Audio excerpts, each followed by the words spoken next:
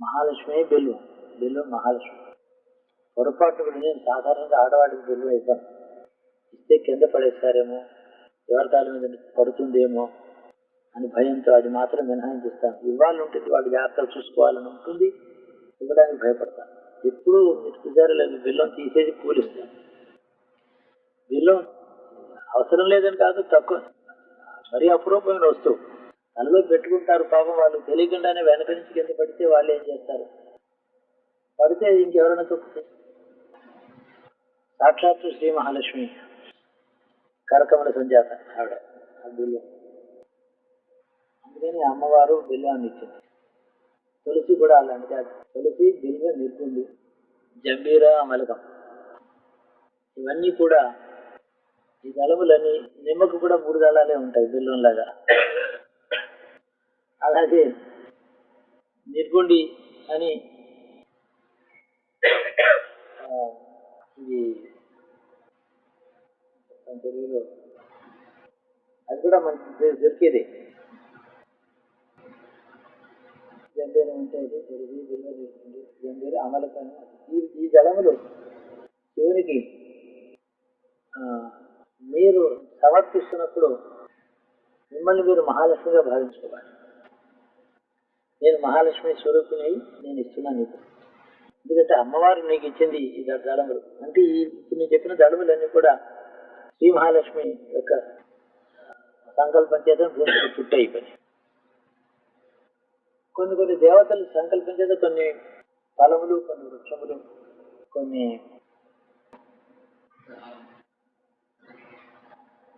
వనస్పతులు అంటారు, అవి పుట్టాయి. ఆ వనస్పతులన్నీ దేవతా స్వరూపాలే. అన్నింటిలోనూ అనేక రకములైనటువంటి రహస్యమైనటువంటి శక్తి ఉన్నది. అవి ఇస్తే భగవంతుడు ఫలం వెంటనే రావడం అలాంటిది, లేదా అది ధరిస్తే వెనక రోగం తగ్గడం, ఇలాంటివన్నీ ఉన్నాయి. కాబట్టి ఇవన్నీ కూడా అపూర్వమైన వస్తువులుగా మన వాళ్ళు. ఇక్కడ ఒక రకమైన మందార కూడా 3 దళాలుగా ఉండే మందారం, అది చాలా మంచిది. అది 3 దళాలుగా ఉండాలి, లోపల చిగురు కొద్దిగా ఉండాలి, సంఖ్యలో చిగురు ఉండాలి, ఇంకా ఉత్పత్తి అవుతోంది ఇంకా మళ్ళీ అనేది పెరగడానికి. అది అందుకని ఒక బిల్వం పారి మీద పెట్టగానే నేనే మళ్ళీ కళ్ళు కట్టుకుని పక్కన దాచివన్నీ చేస్తూ ఉంటాను. కింద మీద పారేస్తే నేను చెప్తారేమో భయపడి నేనే తీసుకుంటాను. హార్మనీ ఫౌండేషన్ ఉంది లక్షణం. ప్రతిదీ కూడా ఒక చెట్టుకి ఫలం రావాలంటే ప్రకృతిలో ఒక రూలు, మొదట పుష్పం రావాల్సింది, పుష్పం తర్వాతనే ఫలం వస్తుంది. ఒక బెల్వ వృక్షానికి పుష్పం లేకుండా ఫలం వస్తుంది. అందుకని పుష్పం అంటే ఏ పుష్పం లేకుండా ఫలం ఇచ్చేటటువంటిది సాక్షాత్తు దేవత స్వరూపమని అర్థం. ఈ విధంగా మహాలక్ష్మి సృష్టిని ఒక స్త్రీ సంతానం కనాలంటే పురుష సంపర్కం కావాలి. జగన్మాతకి ఏమక్కర్లేదు కదా, ఎవరున్నారు, అమ్మకు ఇంకో భర్త ఉంటాడా, జగన్మాత ఉంటాడు కదా, తన సంకల్పం చేసేది. ఆ విధంగా పుష్పం లేకుండా ఫలాన్ని ఇచ్చేటువంటి వస్తువును సృష్టించింది. పుష్పం అనేటటువంటిది ఒక వచ్చిన తర్వాత ఫలప్రదమైన పుష్పం పూజకు పనికిరాదు, ఫలానికి దారి తీసే పుష్పం పూజకు పనికిరాదు. కాబట్టి పుష్పమే దాని చివరి ఫలం, ఆ వృక్షానికి పుష్పమే చివరి ఫలం. అది పూజాయోగ్యమది. దేవతలందరికీ కూడా తెల్లనివి ఇష్టం. శ్రీ మహాగణపతికి రక్త పుష్పములు అంటే ఎర్రని పుష్పములు ఇష్టం. రక్తమాల్యాన్ని లేపడం, రక్త పుష్పగంధం, రక్తగంధం అని చెప్పి ఎర్రని గంధం, ఎర్రని పుష్పములు, ఎర్రని అక్షతలతో గణపతికి పూజ చేస్తారు. అయితే దూర్వం కూడా మన కరెంటులో దూరం ఎప్పుడైతే పెరుగుతుందో కుటుంబ వృద్ధిని సూచిస్తుంది. దూరం అంటే అనగా కాడ గట్టిగా ఉండి సెంటర్లో ఇటు శాఖలుగా గడ్డి మూలుస్తుంది, అది దూరం. గడ్డి గరికే అనేది అంటారు. శాఖలు శాఖలు ఇలా పాకిపోతుంటుంది. గట్టి ఉంటుంది, కాడ గట్టిగా కాడ ఉంటుంది. ఇందులోంచి కాండ, దాని కాండ కాండ పరో పరోష్ పరుష పరుష పరుష పరి అని చెప్పి దుర్గని స్తోత్రం చేసేటప్పుడు దీన్ని చెప్తారు. దుర్గా అమ్మవారి యొక్క సంకల్పం చేస్తే ఇక్కడికి దూర్వం వచ్చింది. ఆ దూర్వం తీసుకెళ్లి గణపతికి ఇచ్చిన, దుర్గా అమ్మవారికి సమర్పించిన మహాఫలం వస్తుంది. ఈ మూలికల్లోనే అనేక రహస్యాలు ఉన్నాయి. ఇప్పుడు మనకి దొరికేవన్నీ కూడా అన్ని వెరైటీస్ దొరకటం లేదు, పోయినాయి. కొన్ని చాలా పవిత్రమైన స్థానాల్లోనే పెరుగుతాయి. ఎరువుల వల్లను లేకపోతే మంచి నీరు సారభూతమైన భూమి కాదు, వాటి కాదు, పవిత్రత కావాలి. పెరట్లో వేసుకోకండి బెల్లం అంటారు. వేసుకుంటే మహాలక్ష్మి తప్పేమిటి?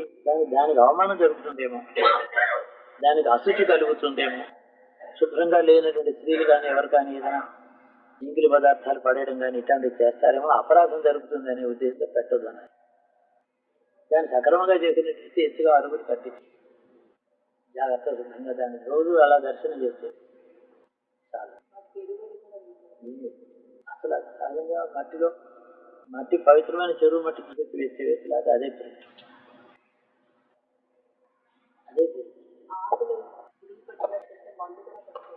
మందులు కొట్టాలి, మందులు కొట్టి ఆకులు తీసేసి ఇక్కడే పడేయాలి, రక్షించాలి.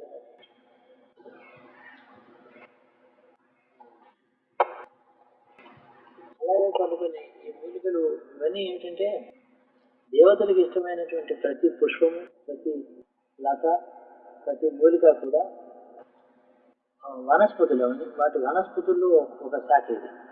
వనస్పతి అంటే మనకి అవి దేవతా వృక్షాలు. మనకి ఏదో రోగాన్ని తగ్గించడం కానీ, ఒక కోరికను ఇవ్వడం కానీ, అపవిత్రత కలిగితే శరీరంలో మనసులో అది శిరస్సును ధరిస్తే అపవిత్ర పాపక్షయం అవడం కానీ దాని ఫలాలు ఇస్తాయి.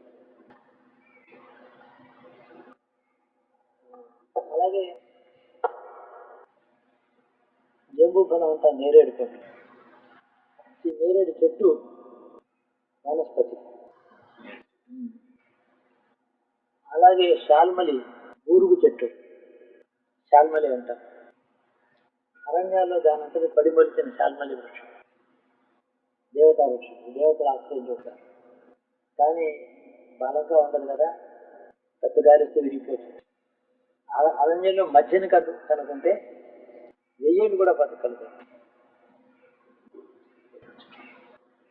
అంటే దానికి పెద్ద గాలి తుఫాన్ వచ్చినప్పుడు రక్షించడం చుట్టూ చెట్టు ఉండాలి. ఈ ప్రెషర్ బ్రేక్ అవచ్చు. అక్కడ శాల్మలి వృక్షం యొక్క వైభవాన్ని కావ్యంలో వర్ణిస్తాడు బృహత్కథలో గుణాఢ్యుడు. ఒకప్పుడు మధ్య భారతంలో భయంకరమైన అరణ్యంలో ఇక్కడ మధ్యలో శాల్మలి వృక్షం ఉండేది. దాని మీద శకుంత సంతానాలు 1000 సంవత్సరముల నుంచి 1000 తరాలు పక్షులు అక్కడ పుట్టి పెరిగినాయి అన్నారు. అక్కడికి వెళ్ళాడు, 1000 తరాల పక్షులు అక్కడ పుట్టి పెరిగినాయి. ఆ పక్షులలో ఎన్ని రకాల జాతులు ఉన్నాయో అన్ని జాతులకి సమృద్ధిగా కావాల్సిన కొమ్మలను అది పెంచి వాటిని పోషించుకుంటూ రక్షించుకుంటుంది అని వర్ణిస్తాడు. వైశంపాయనుడి చిలకం ఓ రాజు కొలువుకు వచ్చి అది మాట్లాడుతుంది చిరకుర. ఆ శాల్మలి వృక్ష వర్ణనమే 2 పేజీలు ఉంటుంది.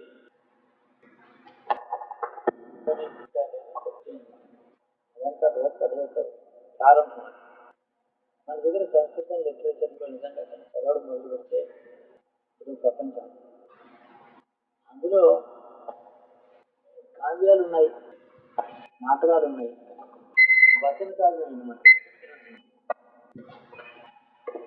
వయస్సున్నంత ఈ కల్పంలో బ్రహ్మ ఈ సృష్టి చేసిన తర్వాత ఈ రోజు వరకు ఏమేమి జరిగినాయి.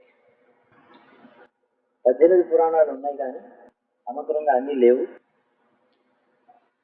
నా దివ్య దృష్టితో చూసి ఈ సృష్టి మొత్తంలో 14 భువనాల్లోనూ సృష్టి ప్రారంభం నుంచి ఈ రోజు వరకు అయిన కథలు అన్నీ ఏమిటి? 18 పురాణాల్లోనూ సరిగ్గా లేవు, అందులో చాలా ఒమిషన్స్ ఉన్నాయి. మొత్తం అంతా నేను చెప్తానని చెప్పి గుణాక్షుడు అని ఒకడు ఒక కథ రాశాడు. బృహత్ కథ అని దానికి పేరు పెట్టాడు. అది 7 లక్షల కథలు అందులో రాశాడు. అయితే శుద్ధ సంస్కృతంలో కాకుండా పైశాచీ భాషలో రాశాడు. పైశాచీ భాషలో దానికి పేరు. అంటే సామాన్యంగా అందరికీ పైశాచీ భాష అంటే ప్రాకృతం అంటే మనుషులు సంస్కృతం కాకుండా సామాన్యులు అందరూ మాట్లాడుకునే భాష. పైశాచీ భాష అంటే పశుపక్షులు కూడా వాటి కూడా అర్థమవుతుంది. పైశాచీ భాషలో ఏదైనా మాట్లాడగలిగితే పశువులకి పక్షులకి కూడా అర్థం కావాలి. వాటి అలా మన కుక్కతో ఏదో మనం మాట్లాడితే దానికి అర్థం కావట్లేదు. వీళ్ళు అక్కడికో తీసుకురా అంటున్నాం, అర్థం కాలేదా? ఏం మన భాష వాళ్ళకి అర్థం కాకపోవడం అంటే పాసిబిలిటీ అంతవరకే మనకు తెలుసు. అన్లిమిటెడ్ పాసిబిలిటీ ఉంది మనకి. ఎగ్జాంపుల్గా చెప్తున్నాను నేను. చిలకలకి పావురాలకి మనుషులు నేర్చుతారు, మాట్లాడతారు. మాట్లాడటమే కాక మన మాట అవి నేర్చుకుంటాయి, మన మాట అర్థం చేసుకుంటాయి. పెట్స్ యానిమల్స్ అనేది కూడా మన భాష ఎలాగ అర్థమవుతుందో ఇక అదే ఆ ప్రిన్సిపల్ ఎక్స్టెండ్ చేస్తే టోటల్ లాంగ్వేజ్ వాటికి అర్థం, మన భాష అర్థమవుతుంది, వాటి భాష మనకి. ఇప్పుడు మనకి మన భాష వాటికి అర్థమయ్యేట్టు చేస్తున్నాం, కానీ కుక్క భాష మీకు అర్థమవుతుందా? ఈ మాట దానికి నేర్పారు. అక్కడికి వెళ్ళు, అలా బంతి తీసుకురా, నో అక్కడికి వెళ్ళవు దిగరా అంటే వచ్చేది. కానీ దాని భాష మీరు అర్థం చేసుకోవట్లేదే, ఇది ఏమంటారు? పైశాచీ భాష వస్తే గుణాక్షుడు పైశాచీ భాషలో 7 లక్షల గ్రంథం రాస్తాడు. గ్రంథం అంటే శ్లోకం అర్థం అంటే కథ అని కూడా అర్థం.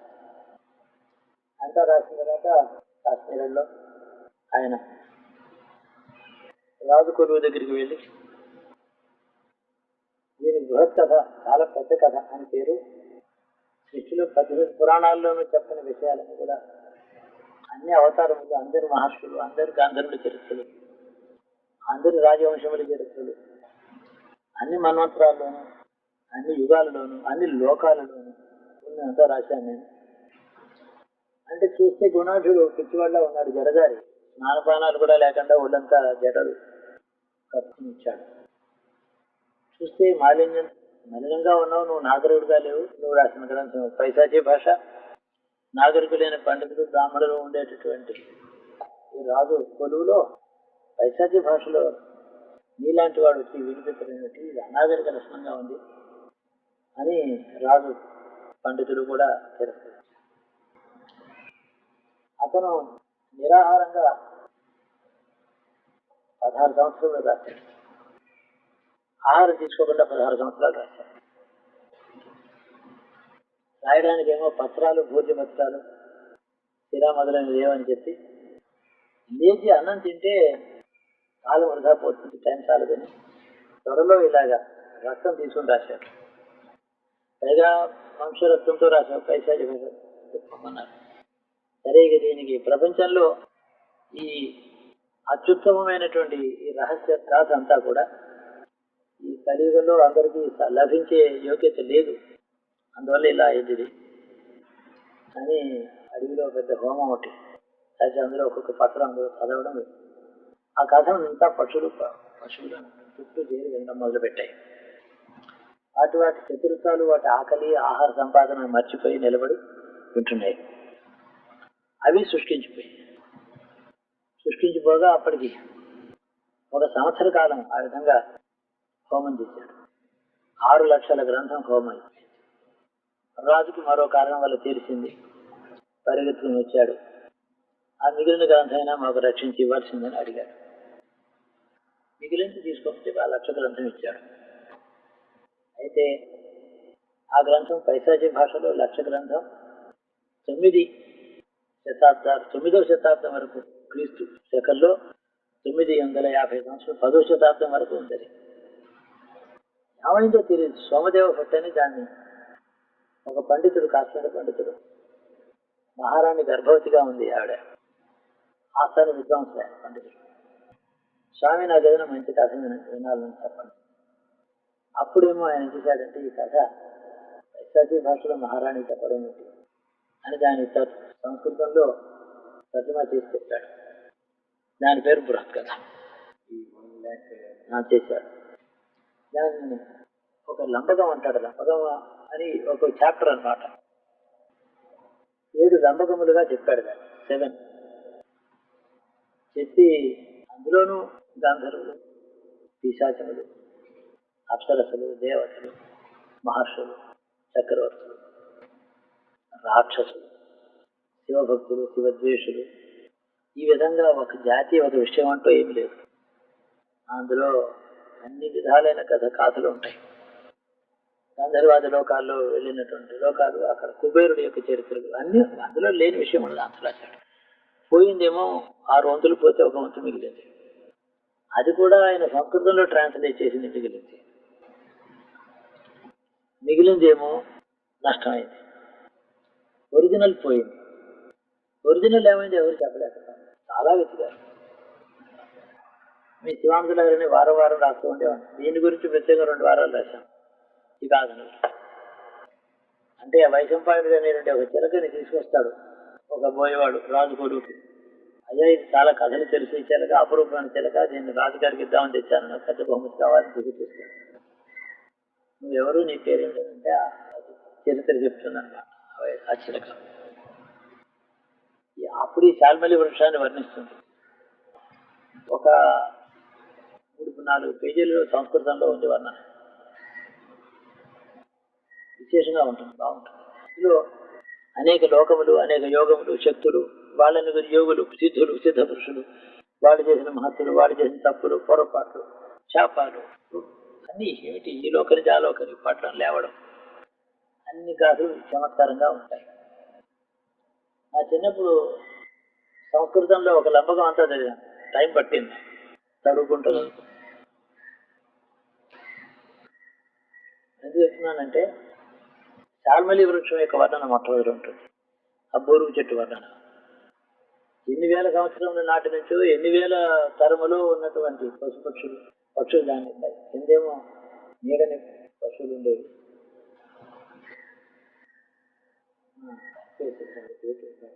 పుట్టేసి గీత వేయాలి అంటే కుక్కలు ఎత్తే మాటలు, చెప్పులు ఎత్తుకోవడం ఇలా అటు వెళ్ళేది.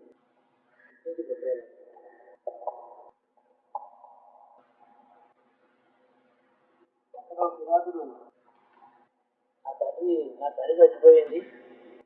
నా తండ్రి నన్ను పెంచాడు. చిన్న చిన్న గింజలు అవి తీసుకొచ్చే కష్టపడి నేను పెరిగి ఇంకా కళ్ళు పూర్తిగా తెరవకుండానే తల్లి చచ్చిపోయింది. తండ్రి మృతుడైపోయాడు.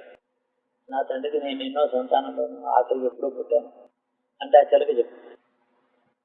కిరాతుడు కింద నుంచి వచ్చాడు. వాడేమో ఓ మహాసర్పంలాగా ఉండేటటువంటి పాసులాగా ఉండేటటువంటి నల్లని పొడిగాటి చెయ్యి ఒక్కొక్క ఊపిలోకి పెట్టి ఆ చిలకని గొంతుకు తీసుకుని చంప కింద పారేసి సాయంకాలం దాకా చెట్టు మీద ఉండే అనేక మంది పక్షులు పట్టును పెట్టుకున్నాడు. నా తండ్రి ఏమో తన రెక్కల్లో నన్ను దాచుకున్నాడు. నేను చిన్నపిల్లని కాబట్టి కనపడలేదు. నా తండ్రి గొంతుకు కింద పారేశాడు. నెమ్మదిగా అందులోంచి కింద పడ్డ తర్వాత కుంటుకుంటూ నేను బయటపడ్డాను. నా కారణ జన్ముని నేను చెప్తున్నాను. నవరసాలు ఉంటాయి అందులో. జ్ఞానం అంటే ఏంటంటే గ్రంథములు తెలుగులో కూడా తర్జుమా చేశారు. పాపం చదివిన వాళ్ళు లేరు. ఆంధ్రపత్రిక, ప్రభా చదివితే ఏం కథలు ఉంటాయి. మన లిటరేచర్ మనకి ఏం కర్మ. ఇటువంటి ఇంత అద్భుతమైన లిటరేచర్ పెట్టుకుని ఏ మూలకి వెళ్ళినా అంత లిటరేచర్ ఉంది. కావ్యాలు ఉన్నాయి, నాటకాలు ఉన్నాయి, అన్నీ ఉన్నాయి. ఇదంతా కూడా కాక దండి దశకుమార చరిత్ర వచన కావ్యం, బృహత్ కథ వచన కావ్యం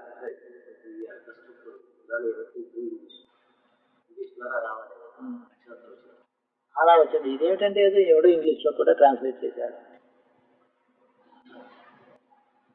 చాలా పెద్ద ఇందులో వాళ్ళు ఇంగ్లీష్లో ట్రాన్స్లేట్ చేశాడు. ఇంగ్లీష్లో ట్రాన్స్లేట్ చేస్తే మనకు రుచి బాగుంది. అసలు ఆ ట్రాన్స్లేషన్ నేను చదివాను. అలా కాదు అది ట్రాన్స్లేట్ చేయడం. నాకు టైం ఉంటే నేను డిక్టేట్ చేద్దామని అనిపించింది. ఒక నుడికారం, ఒక సింబరితం, ఒక మాధుర్యం, ఒక లాలిత్యం భాషలో, ఒక ఫ్రేజియాలజీ, ఒక ఇడియోమేటిక్గా చెప్పాలని. అలా చెబితే ఇప్పుడు శుక్ల యజుర్వేదం అంటే వైట్ యజుర్వేద అని అనుకో, బాగుంటుంది. అది వైట్ యజుర్వేదం అంటే బ్లాక్ యజుర్వేద అందరూ అలాగే రాస్తారు.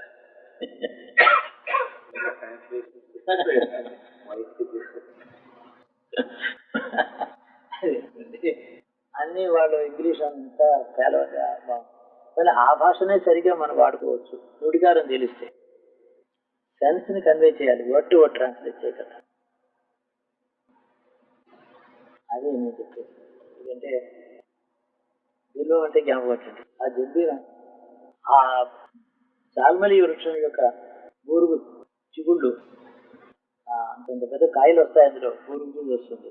ఆ కాయ పిండిగా పుట్టే ముందు చిన్న చిగుళ్ళు వస్తుంది, చిన్న చిగుళ్ళు వస్తాయి. ఆ చిగుళ్ళు పూజకు పనికొస్తాయి. అది చాలా అపురూపమైనది. మహాలక్ష్మి హోమం దాంతో చేయవచ్చు, బిల్వంతో హోమం చేయవచ్చు. ఆ హోమాలు చక్కగా ఆ అగ్నిహోత్రంలో ఆ దేవతలను ఆవాహన చేసి మనం చేసుకుంటే యజ్ఞం అనేటటువంటిది యాజ్ ఏ కల్చర్, సూక్ష్మమైనటువంటి జ్ఞానంతో చేసే కల్చర్ చచ్చిపోయింది. బ్లంట్గా, క్రూడ్గా వేదం అంతా చదవడం, ఆయా కొండలు అక్కడ పెట్టడం, చేయడం, పూజ చేయడం, అగ్నిహోత్రాలు చేయడం వస్తున్నాయి. కానీ సూక్ష్మమైన అర్థం తెలిసి హోమం చేయటం లేదు. ఆయా మూలికలతో చేస్తే దానికి మహాత్మ. భారతదేశంలో భారతీయ సంస్కృతికి విరోధులు, శత్రువులు చాలా మంది ఉన్నారు. దీంట్లోంచి మళ్ళీ భారత సంస్కృతిని ఉద్ధరించాలి, ఈ శత్రువులు దూరం కావాలని పెద్ద సంకల్పం పెట్టుకుని చేస్తున్నాం. ఏదో 89లో మొదలెట్టాను. అంటే పెరట్లో వేసిన మొక్క పెరిగినట్టు నెమ్మదిగా ఆ శక్తి పెరుగుతుంది. పెరిగి పెరిగి పెరిగి ఒక రోజు మహావృక్షమై అది గట్టిగా నిలబడినప్పుడు దాని ప్రభావం చేత ఈ జాతి లోపల ఉండే వాళ్ళందరికీ కూడా దాని భక్తి, శ్రద్ధ, ఆత్మగౌరవం పుట్టాలి. శత్రువులను ఎదుర్కోగలిగిన శక్తి, సామర్థ్యం, విజ్ఞానం వీళ్ళకి ఉండాలి. శౌచం ఉండాలి, శుచి ఉండాలి, మానసిక శారీరక శౌచం కలిగి ఉండాలి వీళ్ళు. అప్పుడే వాళ్ళకి విమర్శను సమాధానం చెప్పగలుగుతారు. ఆ తర్వాత ఈ దేశానికి పట్టిన దౌర్భాగ్యం అంతా చల్లారి, ఆ మంటలు చల్లారి, ద్వేషాగ్ని చల్లారి, దీని నుండి గౌరవప్రదమైనటువంటి భావాలు కలిగి ఈ కన్వర్షన్స్ ఇవన్నీ కూడా తగ్గిపోయి ఈ జాతికి ఒక ఆత్మగౌరవం వచ్చి నెమ్మదిగా ఒక విదేశాల్లో దీని గౌరవం వచ్చింది. దీనిని ద్వేషించే వాళ్ళు దీంట్లో కలిసిపోవాలి, వెనక్కి వచ్చి రీకన్వర్ట్ అయ్యి. జననాశనం కోరం కదా మనం. వాళ్ళలో ఉండే ద్వేషం కావాలి, వాళ్ళు ఇందులో రీకన్వర్ట్ అయిపోవాలి. అలాంటి సంకల్పంతో నెమ్మదిగా చేస్తున్నాం. 270 అంతా అయినా మనం చెప్పాడు కాదు. ఆమె నెలకి 2, 3 చొప్పున కూడా చేసాను. హైదరాబాద్లో దొరుకుతాను. నేను ఉన్నా లేకపోయినా నా పేరు మీద యజ్ఞాలు ప్రతి నెల అవుతున్నాయి. నెమ్మదిగా పెరుగుతుంది ఆ వృక్షం. దాంట్లో ఉన్నాయి మన కోరికలన్నీ భవిష్యత్తులో అందులోంచి రావాలి. ఓవర్ నైట్ అయ్యే పని కాదు ఇది. సంహార క్రియ కాదు, ఉద్ధరణ క్రియ. అదే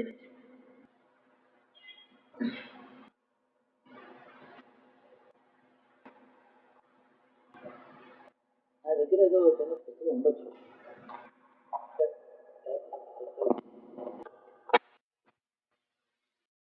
మీకు గుర్తుగా తెలిసింది కదా, మీరు తెలుసు. అల్టిమేట్ గోల్ చేరడం కష్టమవుతుందా? నో. కోరుకుంటున్న జీవన్ముక్తి మొదలైనది. ఎస్. శరీరంలో ఉండగా వస్తుందా? ఎస్. ఇదంతా ఈ సమాధాన సందేశం. నేను మీకు చేసింది ఏమీ లేదు. కన్న తల్లి బిడ్డకి ఏదైనా చేస్తే అది చాలా సేవ అని అనిపించుకోవాలి. అది తల్లికి ఉండేటటువంటి గుణం చేత చేస్తుంది, కానీ బిడ్డ ఎక్నాలజీ కూడా చేయలేని స్థితిలో దాన్ని తెలుసు. దాన్ని చట్టిది కదా, దానికి తెలుసు. పైగా ఒళ్ళో పడుకుంటుంది, ఏడుస్తుంది, కావాలని చేయించుకుంటుంది. అది ఎంత చేయించుకుంటుందో అంత చేయడం అంత ఆనందంగా ఉండేది తల్లి. నేను అలాంటి ఆయన mother. Inside the mother there there father. ఆయన ఫాదర్ అంటూ ఉంటాను కానీ basically I'm mother. Out father inside is a daughter is tough. అతడు ఉద్ధరణ కోసం పండగానే తీసుకుందామని చూసేవాడు. తండ్రి దగ్గరికి ఎలా మాట్లాడాలో తయారు చేసేవాడు. తల్లితో సమానం. ఈశ్వరుని చేరే మార్గం చెప్పేవాడు ఉన్నాడే మదరే. ఆ విషయం ప్రేమతో చెప్తాడు, మమకారంతో చెప్తాడు, వాత్సల్యంతో చెప్తాడు. అతడు ఏది అతను ఎవరు అఫెండ్ చేయలేరు. ఇద్దరి కాళ్ళు పెట్టుకున్న తప్పు లేదు అతని దగ్గర. అవన్నీ కలిగింది ఎవరు మదర్. ఎందుకంటే ఆ లోపల తండ్రి గొప్ప చెప్పాలి. వీళ్ళని పెంచి పెద్ద చేసే తండ్రి గొప్ప చెప్పాలి. తల్లి ఇంట్లో చేసే పని కూడా అంతే. తండ్రి పిల్లలుగా ఉన్నప్పుడు స్నానం చేస్తాడా తండ్రి, అన్నం పెడతాడా, ఎత్తుకుంటాడా, చదవడానికి స్కూల్లో వేయడానికి వచ్చేవాడికి అప్పుడు తీసుకుంటాడు. ఆ విధంగా లోపల ఉండేటటువంటి సృష్టికర్త అయినటువంటి ఈశ్వరుడికి అప్పచెప్పడమే నా ఉద్దేశం. నేను మీ నుంచి ఏది ఎక్స్పెక్ట్ చేయను. అంటే ఏమిటి, మీ డిసిప్లిన్ అని, ఈ క్రియని ఆ క్రియని ఇలా ఉండాలని, డూస్ అండ్ డోంట్స్ ఎక్స్పెక్ట్ చేయను.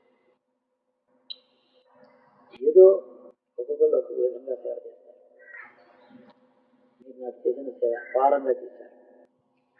దాన రూపంలో వ్యక్తులు విడిగా నేను దాన ధర్మాలు చేయగలుగుతున్నాను.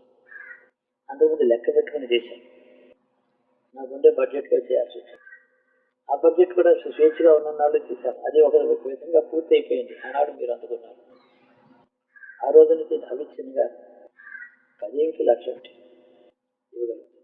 అదంతా కూడా నేను లోకానికి ఏం చేయదలుచుకున్నాను మామూలుగా ఒక ప్లేన్లో ఆ పని మీరు చేస్తున్నారు కదా.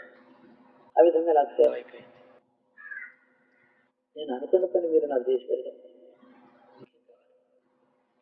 తర్వాత ఇంతవరకు మీరు విని జీర్ణం చేసుకుని ఎసిమిలేట్ చేసుకునేటువంటి విషయములన్నీ కూడా మీరు తిరిగి చెప్పగలుగుతారో లేదో అని కాదు, లోపల అంతకన్నా అహంకారం లోపల డైజెస్ట్ అయి ఉన్నాయి. ఆ డైజెస్ట్ అయిన విషయములన్నీ కూడా ఆయా కాలాలలో, ఆ ఋతువుల్లో, ఆ గడియకి అవి పైకి వచ్చి ముందర ఉంటుంటారు. మరుపు లేదు, వాటికి మర్చిపోలేదు. మీరు జీవాత్మకు లోపల అహంకారానికి వెళ్ళి అక్కడ ఇటులో భద్రంగా ఉన్నటువంటి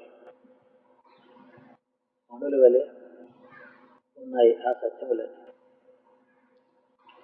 ఆ సత్యాలన్నీ కూడా మీకు 2 విధాలుగా పనిచేస్తాయి. ఉత్తమ లోకాలు ఎలా ఉంటాయో అక్కడ ఆనందం, అక్కడ గొప్పతనం, అక్కడ స్థితి, మృత్యు లేని స్థితి ఎలా ఉంటుందో అది చూద్దామని ఒకవేళ మీకు కోరిక కలిగితే ఆ లోకానికి తీసుకెళ్తాయి. ఎక్కడా ఉండను నేను, ఒక మాట ఐక్యమైపో వెళ్ళిపోవాలి ఈశ్వరుడు అనుకుంటారా, దానికి దోహదం చేస్తాయి. మీకు ఉండేటటువంటి చాయిస్, మీ స్వాతంత్ర్యం, మీ ఇండివిజువాలిటీ, ఈ రెండింటిలోనూ ఏదో ఒక ఛాయిస్ని ఎన్నుకోవడం మాత్రమే ఉంది. కానీ ఇంకే ఛాయిస్ లేదు.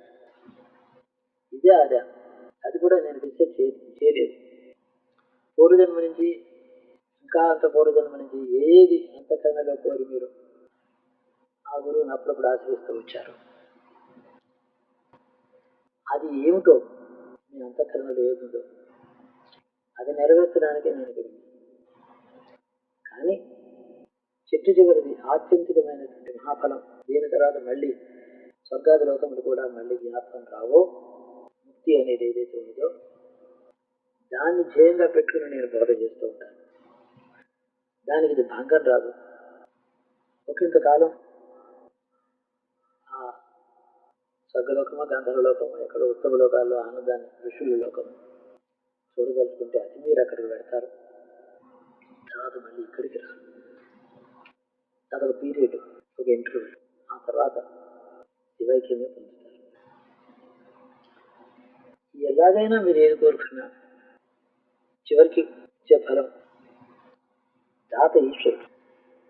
అతడు తండ్రి మనందరికీ. అతను ఇచ్చేటువంటి మహాఫలం అతని అనుగ్రహం చేత మనకు కలుగుతుంది. అతని అనుగ్రహం సంపాదించడానికి తీవ్రంగా కోరుకోవడం ఒకటి, సౌజన్యంతో కామక్రోధ లోపాల నుంచి దూరం అయిపోయి సాత్విక ప్రవృత్తితో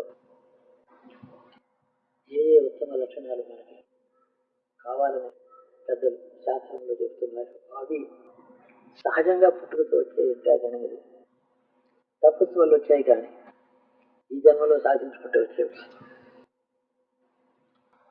ఏదో వ్యాపారం, సంసారం, కామక్రోధాలు చిన్నవి వచ్చుంటాయి. అవి తాత్కాలికమైనటువంటివే తప్ప లోపల జీవాహంకారంలో రాలేదు. అలాంటి ఉత్తమ స్థానానికి మీరు వచ్చారు, ఆ తర్వాత నేను నా దగ్గర వస్తారు. కానీ నేను ఆ స్థానానికి పూర్వజన్మలో నా దగ్గరికి వచ్చినప్పుడు అప్పుడేదో మహారాజుల్లాగా సుఖంగా ఉన్నవాళ్ళే. క్రోధం ఉంటుంది, అహంకారం ఉంటుంది, దాంట్లో అవమానం సహించలేరు. ఇలాంటి లక్షణాలు అదే తప్ప దుష్ట స్వభావాలు లేవు. ఎవరి ధనం మనకు అక్కర్లేదు, దాతృత్వంలో చేయి వెనకెళ్ళదు. కోరేది గురువు యొక్క అనుగ్రహమే. ఏది కోరాలో అది మీరే చెప్పండి అని అడిగారు రాజాంగంలో. ఏది కోరాలో అది కూడా.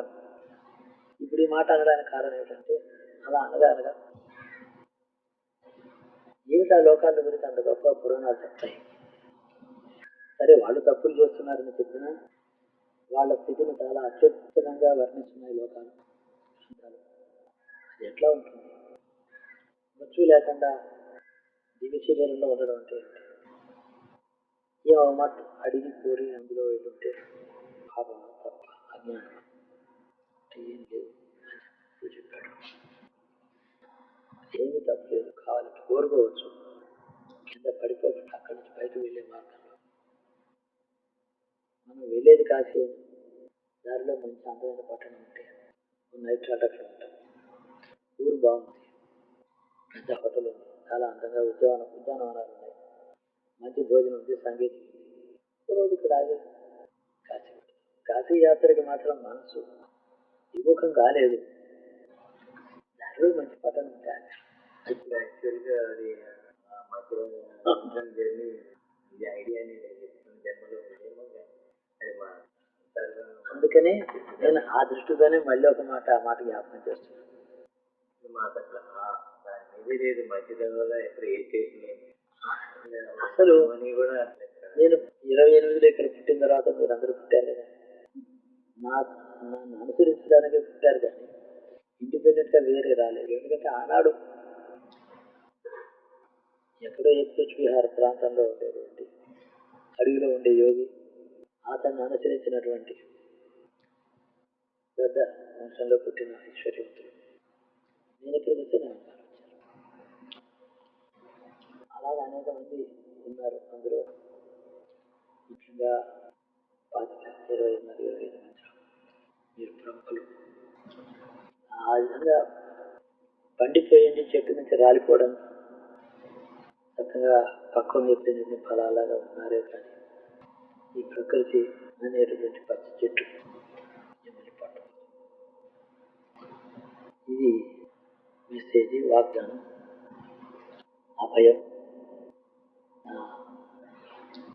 దాని గురించి చెప్పుకున్నటువంటి రహస్యం అన్నీ ఇందులో ఉన్నాయి.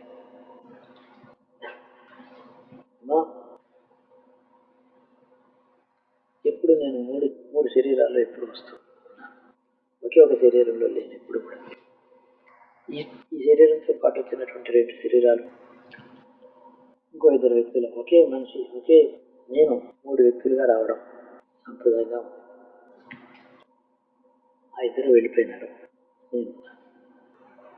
నేను ఇక్కడికి వచ్చాను కాబట్టి నన్ను అనుసరిస్తూ ఇక్కడికి వచ్చినటువంటి వాళ్ళ మనుగడ, వాళ్ళని భగవంతుడికి అందించడం కార్యక్రమం.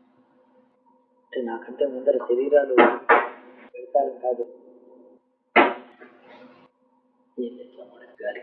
గాలికి తప్పుడు,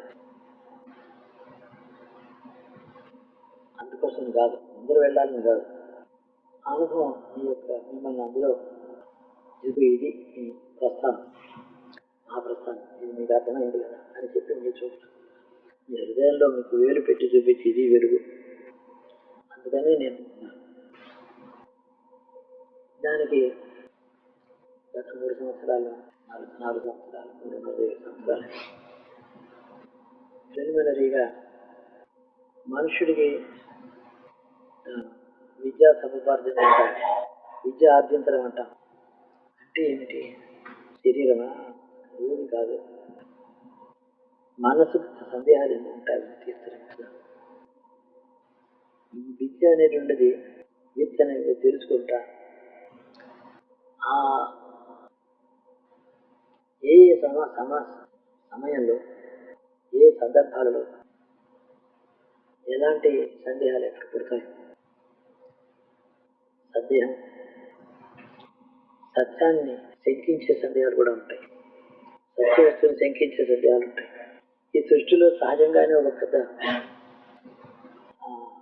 అర్థమేమో అనర్థంగా అర్థంగా సత్యం అసత్యంగా కనపడి పరీక్ష చేసే స్వభావం ప్రకృతిలో ఉంది. మాయ అనే ఒక వస్తువు ఉంది కదా సృష్టిలో ఈశ్వరుడు పంచభూతములు, అహంకారం, ఇంద్రియములు, ఆకలి తప్పిని సృష్టించి మాయ అనేటువంటి ఒకటి సృష్టించాడు. ఆ మాయ అంటే సత్యం అసత్యంగా కనపడడం, అంటే ఎండమావుల్లో నీళ్లు కనిపించినట్టు లేని వస్తువు ఉన్నట్టు కనపడడం, దాని పేరు మాయ. అది ఎప్పుడైనా మనకి మనది పరీక్ష చేస్తే ఇప్పుడు నాళ్ళు మీరు విన్నటువంటి మాటలు ఔషధంలాగా రక్షిస్తాయి. మోసపో ఇప్పుడు ఇదంతా మనసులో ఉండక్కర్లేదు, ఆ క్షణానికి అది ఒక ముందర వచ్చి ఉంటుంది ఆ వాక్యం. దీన్ని విద్య ఆర్జన, విద్యను ఆర్జించుకోవడం అనే మాట ఇది. అందుకని ఇవన్నీ నేను చెప్తున్నాను.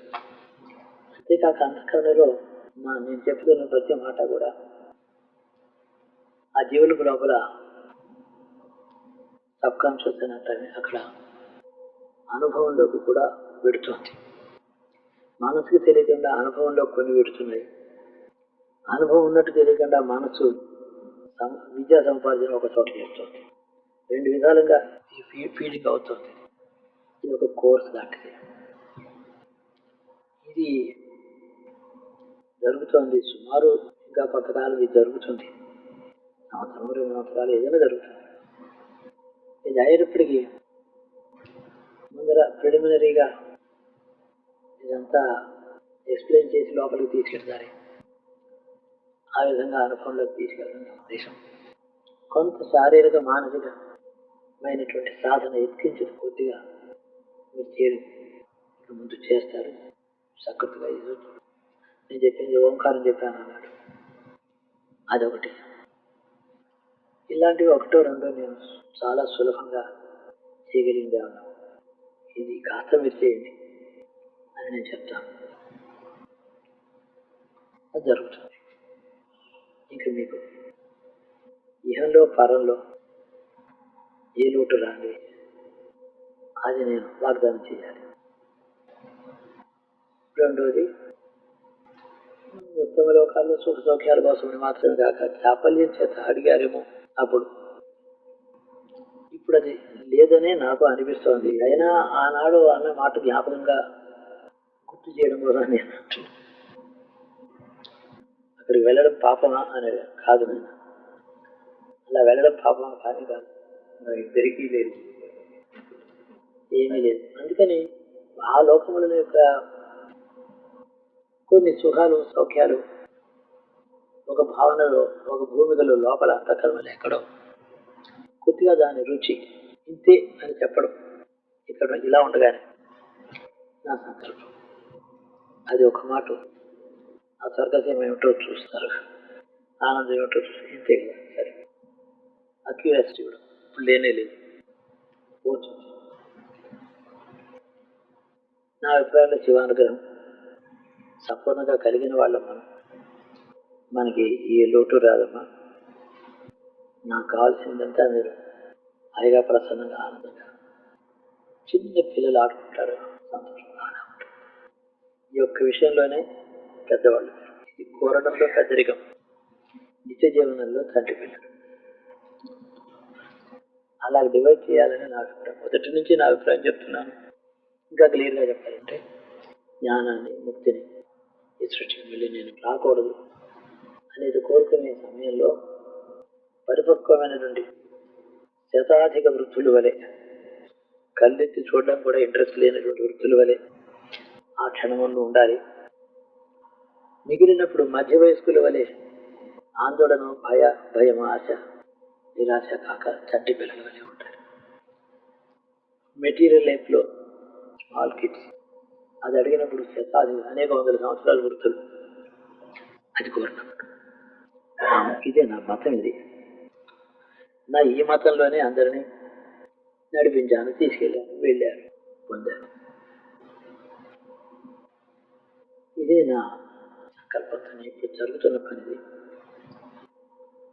ఏదో చిన్న ప్రణవోపాసన మొన్న ఇలాగ చెప్పాను.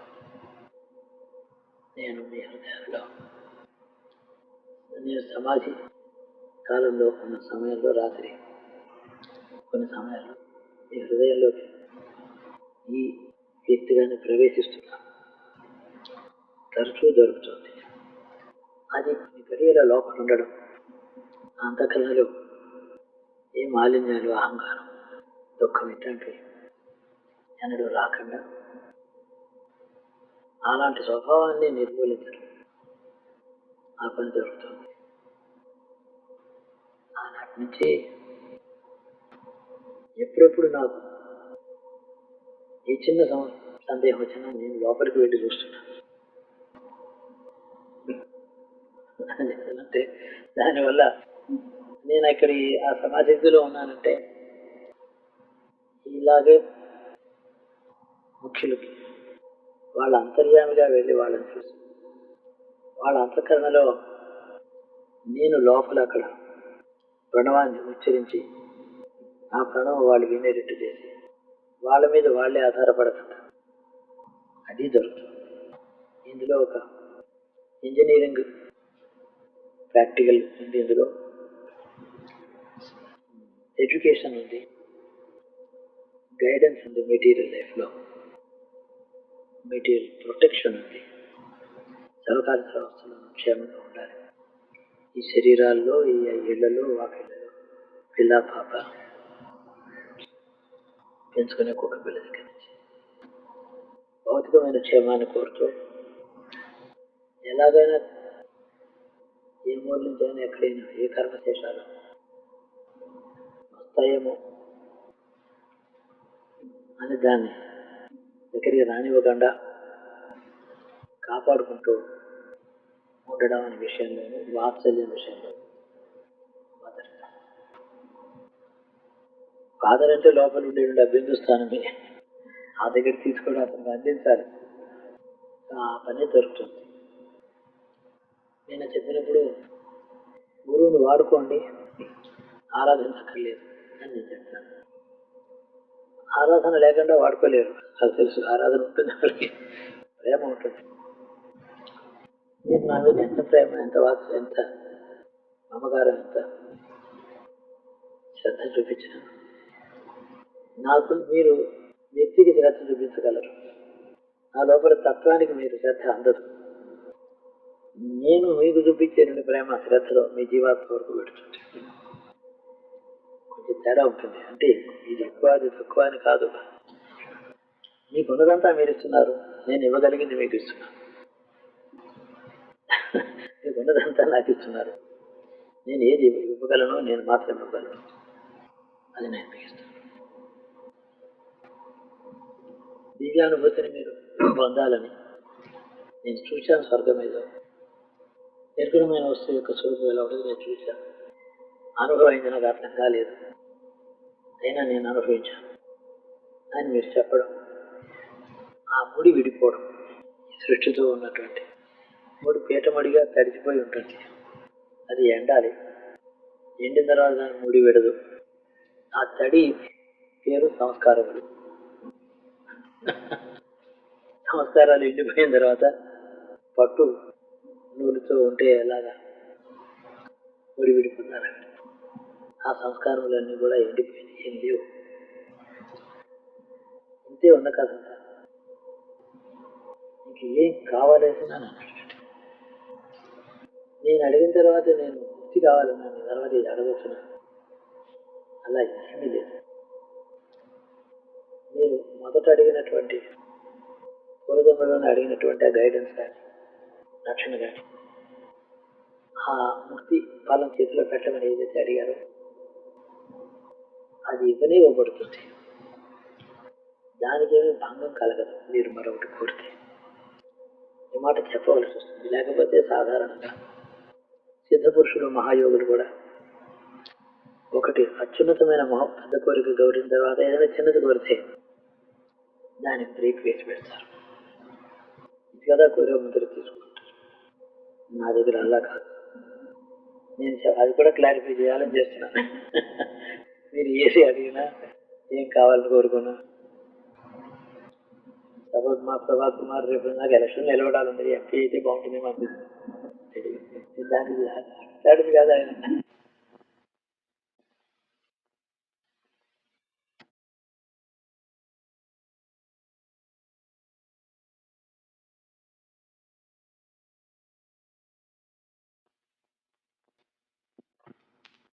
బోధించేటటువంటి విషయములు లేవు. దానికి అడ్డుకు రాగలిగినది ఏదీ లేదు. అది కోరిన తర్వాత కోరిక అలా ఉండగానే ఆ కోరికని భంగం లేకుండా, ఆ కోరిక మళ్ళీ ఓవర్ షాడో కాకుండా ఎన్ని కోరుకున్నా ఇవి దానికి అడ్డు రావు. అది క్లారిఫికేషన్. ఏ కోరిక శరీరం శరీరంలో దాహం వేస్తే మంచినీళ్ళు తాగుతారు, చల్లని మంచినీళ్ళు కావాలంటారు, తీగా ఉండాలి నీళ్ళు అంటారు, ఫ్రూట్ జ్యూస్ తాగుతారు. దానికి దీనికి చిన్న కోరిక దానికి అడ్డొస్తుందా? అంత అల్పమైనటువంటిదా మోక్ష ఇచ్చ?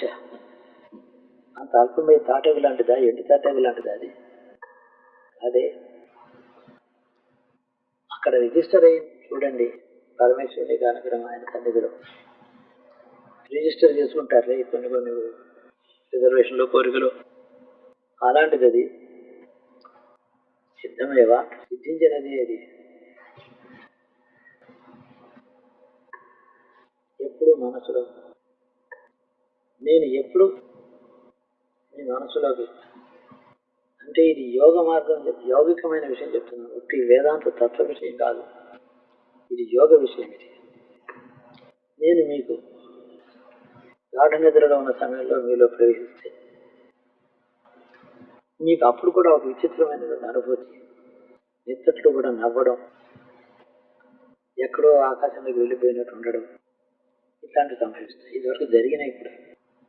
ఆ తర్వాత 4 గంటలు గాఢ నిద్రలో ఉన్నప్పుడు ఇది మరుగున పడుతుంది.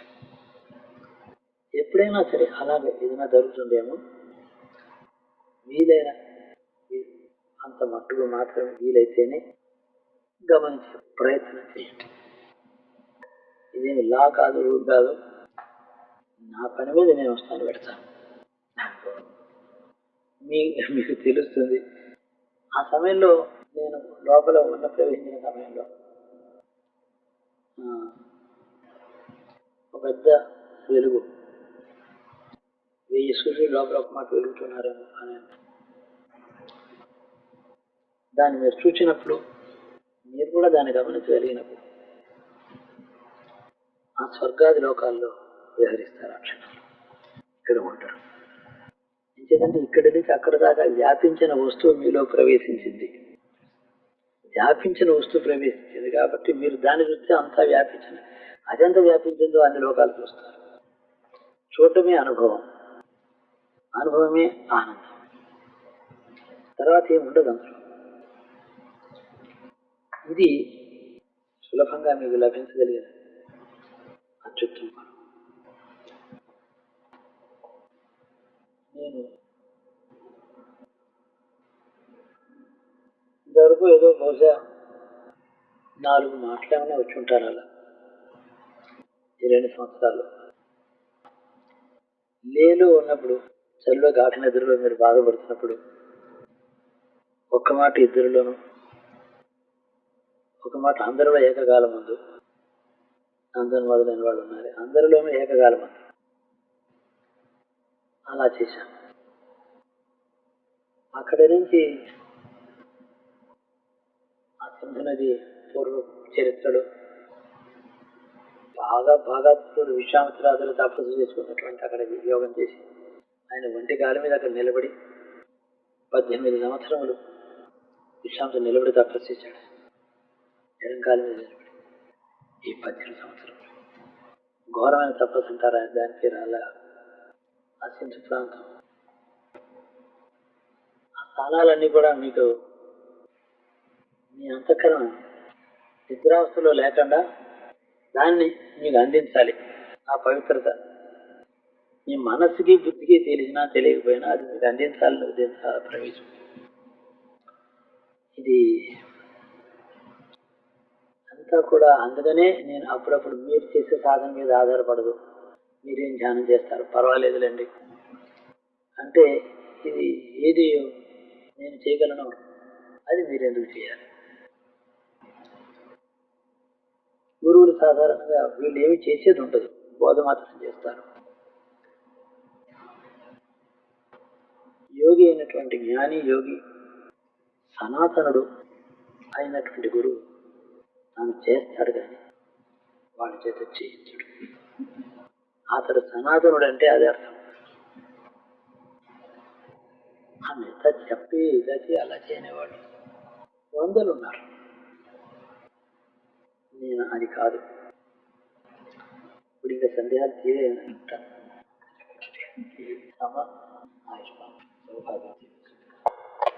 లోకంలో ఏ వస్తువుని కోరినా ఏ అనుభవాన్ని కోరినా లోకంలో ఉండే వస్తువుల్లో ఏది కోరినా లేదా పరలోకంలో ఉండేటువంటి స్వర్గాది సుఖాలు అడిగినా సృష్టిలో భాగంగా ఉండే వస్తువుని అడగడం చేత దాన్ని కోరిక అంటాం. సృష్టికి సంబంధించినటువంటిది అది కోరడం మాత్రమే కోరికను జయించడం అనబడుతుంది. సృష్టిలో ఏ వస్తువు కాదు, సృష్టిలో ఏ వస్తువుకి ఏ జన్మకు ఏ వస్తువుకు ఏ దేవతకు ఏ ఫలానికి ఏ లోకానికి ఏ అనుభవానికి ఇంద్రియములకు సంబంధించిన ఏ అనుభవానికి సంబంధించిన వస్తువు కాదు అది. అట్లా అంటే అది ఏది కాని వస్తువుని అడిగితే ఇతడు కోరికని జయించాడు అదే డెఫినేషన్. ఇదేమిటిది? బంగారం, వెండ, సుఖము, నిద్ర, అధికారమా, రాజ్యము, సింహాసనము, శారీరక సుఖమా, ఆహారమా, ఏది దేనికి సంబంధించి లేదు. ఇది లోకాధిపత్యమా, చిరకాల జీవనం ఆకాంక్ష, శత్రువులు జయించాలని కోరిక, ఏది కాదు. లోకానికి రిలేటెడ్గా ఉండేటువంటి ఏ కోరిక లేనప్పుడు అయినా ఒక కోరిక ఏదైతే ఉంటుందో అది కోరికను చేస్తాను.